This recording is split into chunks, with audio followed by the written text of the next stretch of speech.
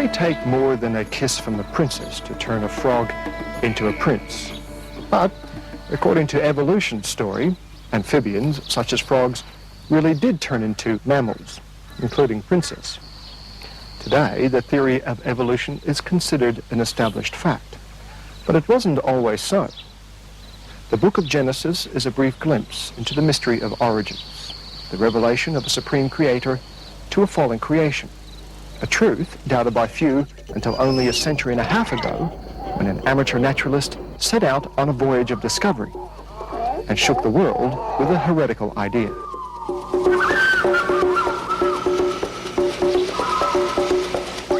Exploring the scorching lava beds of the Galapagos Islands, Charles Darwin was fascinated by the strange wildlife.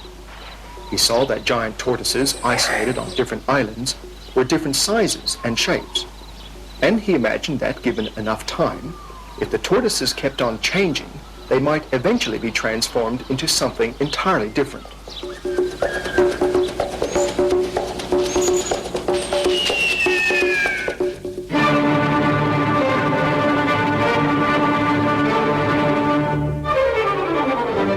At Oxford University, Dr. Richard Dawkins is Professor of Public Understanding of Science. The author of several best-selling books, he is also one of Darwin's foremost defenders. I suppose the great mystery of life is to explain where the complexity of life came from. Another way of talking about complexity is to say information. Information is a kind of measure of complexity. And the complexity of life is not just plain complexity, it's also adapted. Living things not only are complicated, but they do things, they survive. They do everything in their power to survive, and they look as though they are beautifully designed machines, machines designed to survive. But not all experts agree that the complexity of life could have come about by the accumulation of lots of lucky changes. And a growing number of dissenters are questioning Darwin's theory. Molecular biologist Dr. Michael Denton is a senior research fellow at the University of Otago in New Zealand. He claims Darwinism is a theory in crisis, which assumes the so-called fact of evolution, yet cannot explain the supposed transformation of simple life forms into complex creatures by random processes. I don't think the Darwinian theory of evolution is anything like the established fact that many biologists claim. I called it the great cosmological or cosmogenic myth of the 20th century. And that's a view I still maintain. I think nothing I've seen in the biological sciences and no advances in science that I've seen in the last 20 years in any way have changed my mind in any way about that fundamental belief of mine that Darwinism is an inadequate explanation. Darwin's ideas are now conventional wisdom, and it's considered an established fact that simple life forms evolved over millions of years of gradual change into all the complexity and diversity of life that we know today, without the design of a sovereign creator. And of course the puzzling thing is, where does all this complexity come from? Where does all this information come from? It cannot come about by chance. It's absolutely inconceivable that you could get something as complicated as a bird and as well designed as a bird or a human or a hedgehog coming about by chance. That's absolutely out. Because to get from nothing, from no complexity, no information, to the extreme complexity of a modern living thing in one step of chance couldn't possibly happen. That would be like throwing a dice 1,000 times and getting a 6 every single time. It's out of the question. But if you allow a little bit of luck in any one generation, and then a little bit of luck in the next generation, a little bit of luck in the next generation, by cumulatively adding this luck, step by step by step by step, you can work from any degree of simplicity to any degree of complexity. All you need is enough time. So where's it come from? It's come from the gradual, incremental process of evolution by natural selection.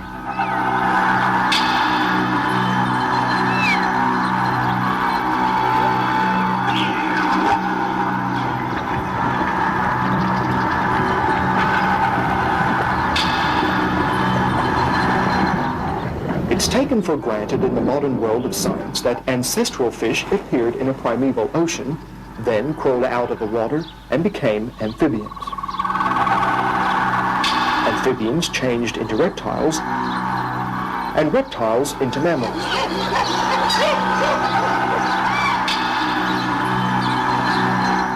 Evolutionists claim that other reptiles shed their scales, grew feathers, and took to the skies to become birds. But reptiles and birds are very different. Reptiles have no genetic information for wings or feathers. To change a reptile into a bird would require the addition of huge amounts of complex information. Darwin reasoned that, with a bit of luck, the accumulation of enough small changes could even turn reptiles into birds. Michael Denton says it cannot be done. One can quote lots of examples in the biological realm of things which seem, as it were, beyond the reach of that simple Darwinian mechanism. There's things like the avian lung, there's the feather, there's the amniotic egg, bacterial flagellum.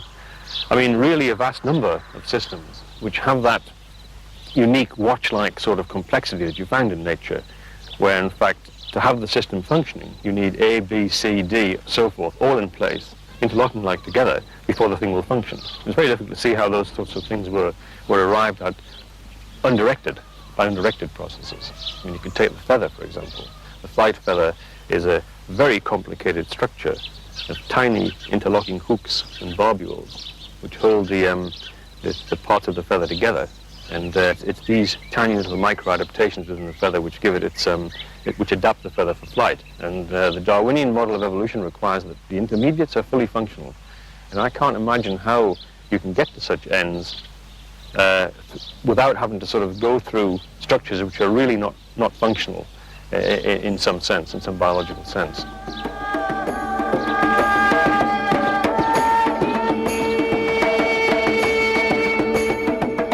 Reptiles and birds also have totally different reproductive and respiratory systems.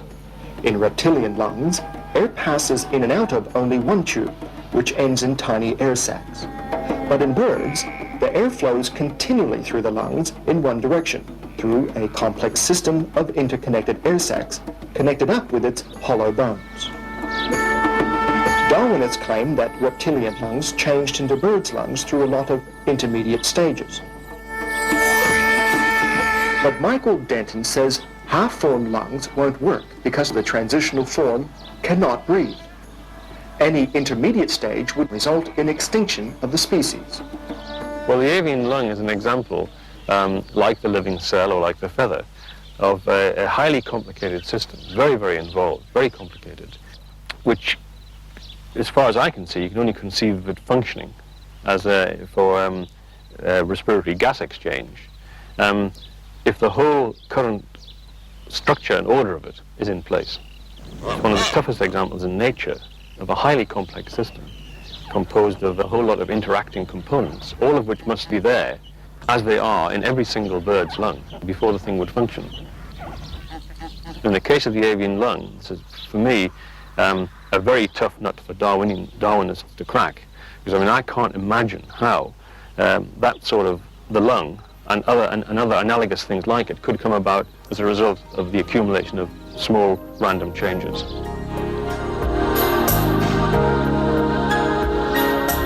For simple life forms to evolve into more complex ones requires a massive input of new information. A microbe has about 2 books of 500 pages of complex coded genetic information on its DNA. A human has the equivalent of at least 1,000 books. To transform a microbe into a human means adding a whole library of new information. So where does this new information come from?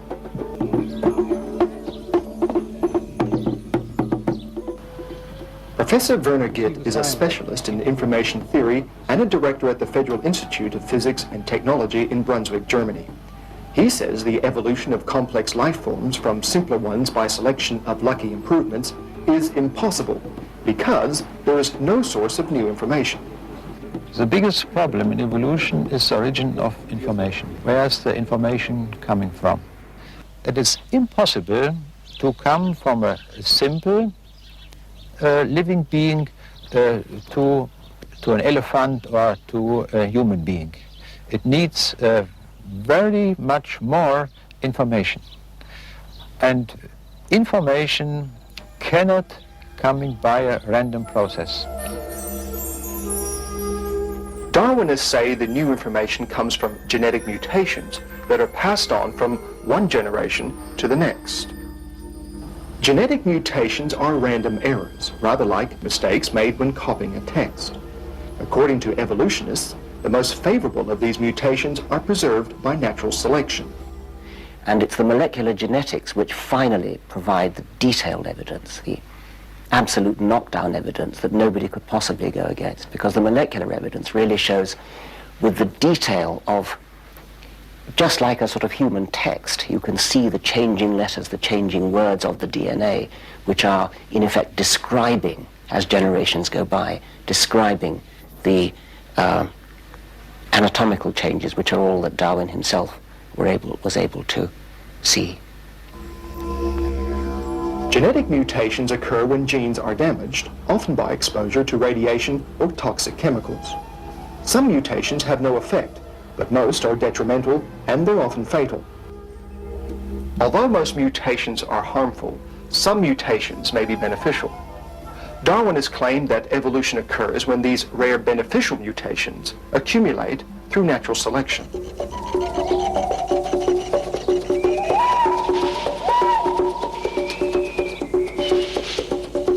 The Galapagos Islands are the showcase of evolution, where the unique wildlife is studied by international scientists.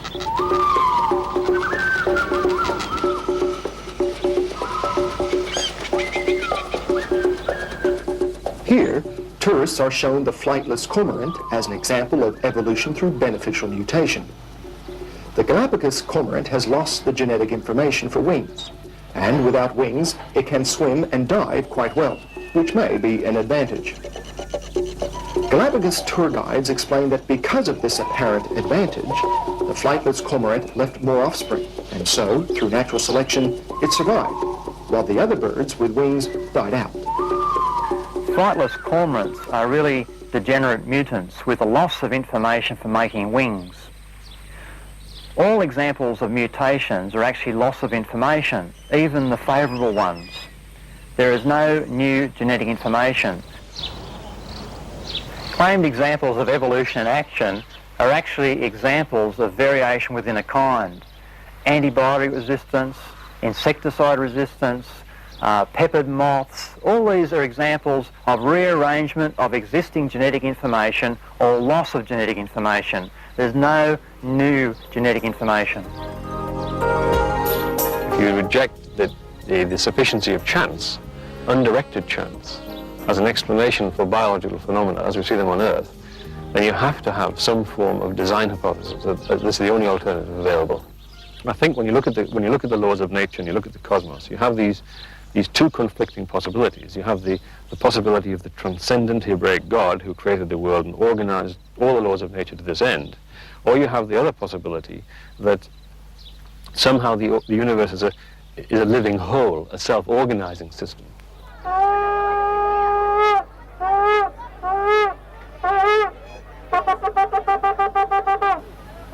At the Wailing Wall in Jerusalem, Orthodox Jews worship the God of creation.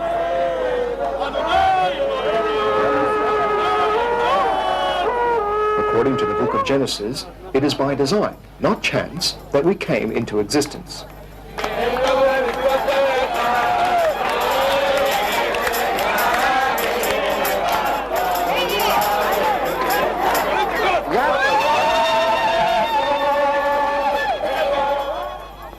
Israeli biophysicist Dr. Lee Spetner is uniquely qualified to comment on the role of mutations in evolutionary theory.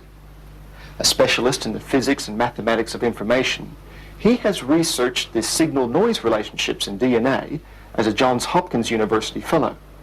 He has published in leading journals on theoretical and mathematical evolutionary biology. He believes the evidence supports the biblical account that God created certain basic types which have, through time, diversified as they adapted to their environment. I really do not believe that the neo-Darwinian model can account for large-scale evolution. What they really can't account for is the buildup of information. It's very improbable that there can be many small steps of evolution, many small changes adding up to one large change. And not only is it improbable on the mathematical level, that is theoretically, but experimentally, one has not found a single mutation that one can point at that actually adds information. In fact, every beneficial mutation that I have seen reduces the information, it loses information.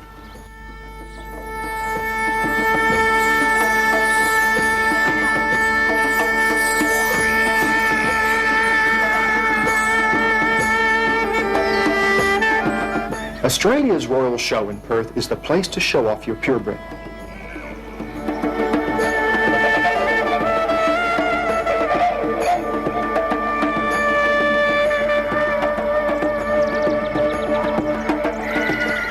If it cannot be seen that mutations and natural selection increase genetic complexity, what about artificial selection? Selective breeding does produce great variety, but is there a limit to the change? Charles Darwin himself made great play of domestication. And a nice way to look at this is to say, suppose you wanted to do an experiment, to actually demonstrate experimentally that this process of selection worked. What would you do? Well, what you do would be you'd say, well, it'll take me about 1,000 years, but given 1,000 years, what I can do is in every generation, I can breed for those qualities that I want to get. So for the next 1,000 years, what we're going to do is in every generation, we're going to mimic natural selection by choosing for breeding those individuals which most embody the qualities that we admire. So if you can go from, say, a wolf to a Pekingese in a few thousand years, then you have to extrapolate that process and say, how much further could you go in 1,000 million years? You can breed dogs for thousands and millions of years, but if you have no source of new genetic information, they'll still be dogs. The problem with evolution is it has no way of providing new genetic information.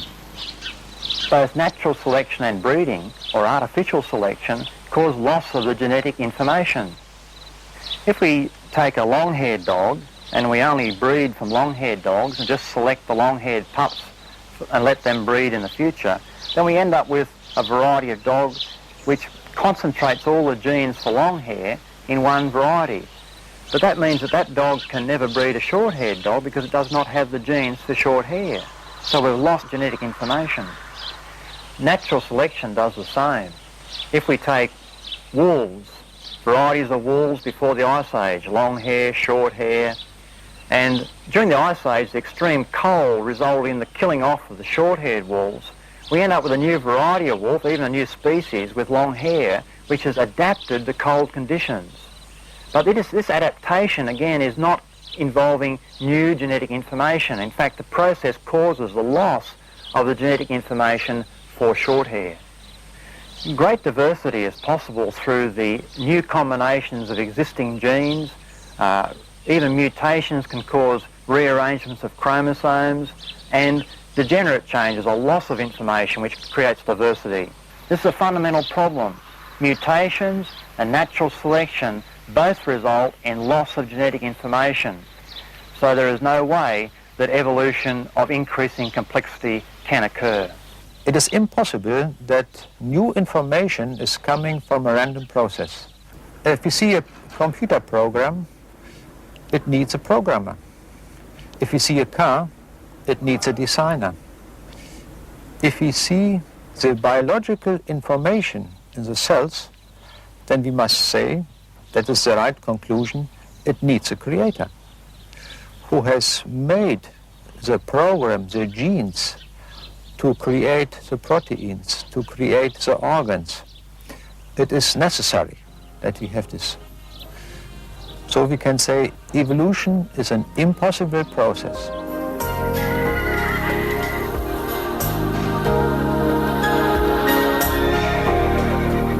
Every school child learns the supposed evolution of the horse, from tiny ones with multiple toes to large one-toed modern horses. What were their ancestors like? You can trace the evolution backwards, but The clues are in their skulls, feet and teeth. From 4 toes to 1 toe, from short teeth to long teeth, from browsers to grazers. Choose one of the lighted buttons. Choose now.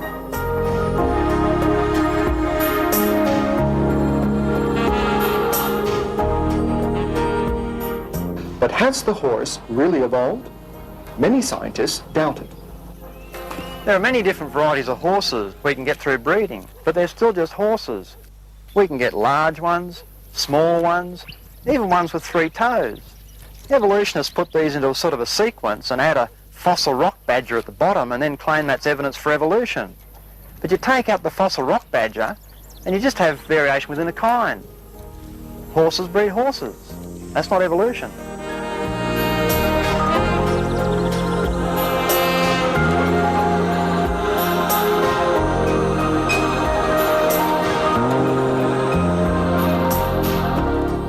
The information required for large-scale evolution can really not come from random mutations. The Darwinian model says that it does, but nobody has ever made a calculation to show that it does. I've made a calculation that shows that it doesn't. Professor Dawkins, can you give an example of a genetic mutation or an evolutionary process which can be seen to increase the information in the genome?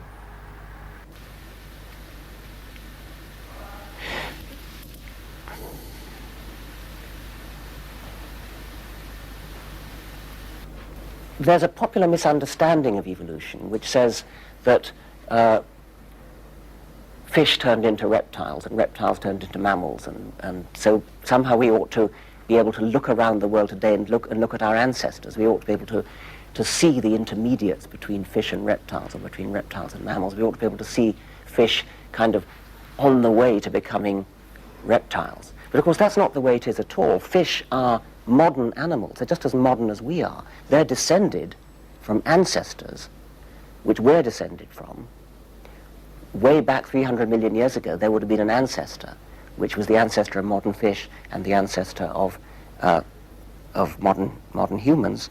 And that ancestor, if you could have been there then, you could have seen the first steps towards a fish, say, coming out onto the land and becoming something like an amphibian. But that was a long time ago. You wouldn't expect to see that today. If one were to believe the Neo-Darwinian account, you would have to say that information is built up gradually in small steps, a little bit at a time. And if one examines the mathematics of this sort of thing happening, it turns out that one has to assume that at any stage in evolution that there are a large number of possible mutations that could occur, that could be adaptive. And if there are a large number, we should be able to find some today. And the fact is that we don't. All the mutations that have been examined on a molecular level show that the organism has lost information and not gained it. The Genesis account of creation implies that virtually all genetic information existing today was present in the original kinds. So, great variation is possible within each kind, but one basic kind cannot change into another.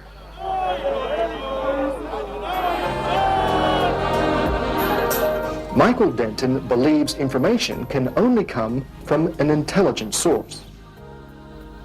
And I tend to think that, in fact, the evidence suggests a transcendent sort of Hebraic God of the Judeo-Christian tradition. An external creator made the world and gave it its order, its pattern, and its ends. It's consistent, I think, with the evidence, though. It's consistent with it.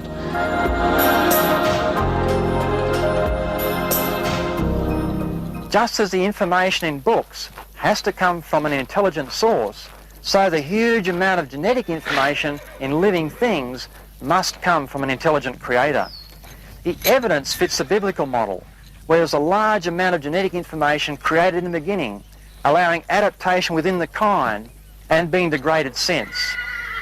The information had to be programmed into the living things in the beginning. Living things did not evolve They were created.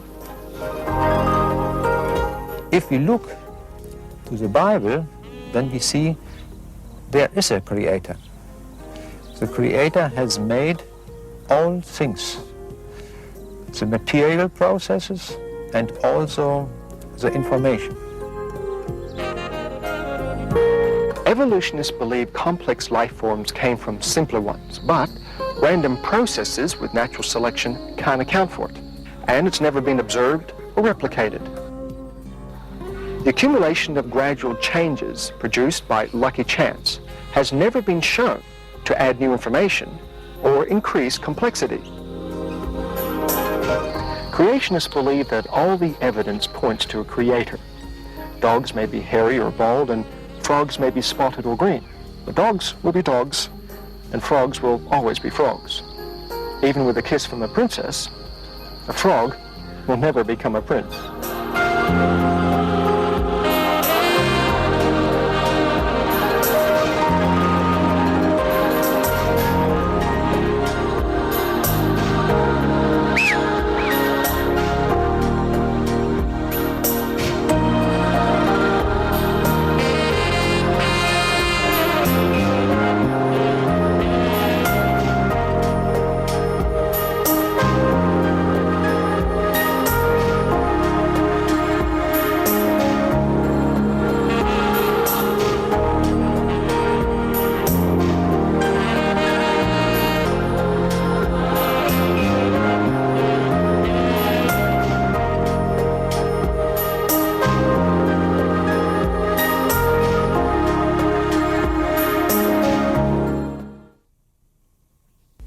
Well, that concludes our presentation. And one more thing, that's to tell you about Creation Magazine. It's the easy way for your whole family to stay up to date on creation and evolution.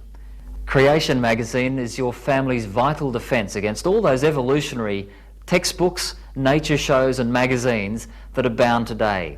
56 pages of full colour with no paid ads are sent to your home 4 times a year. Subscribing helps the message to keep on expanding as you're able to share this exciting material with others. Once again, thanks for joining us, and if you have any questions, contact us direct.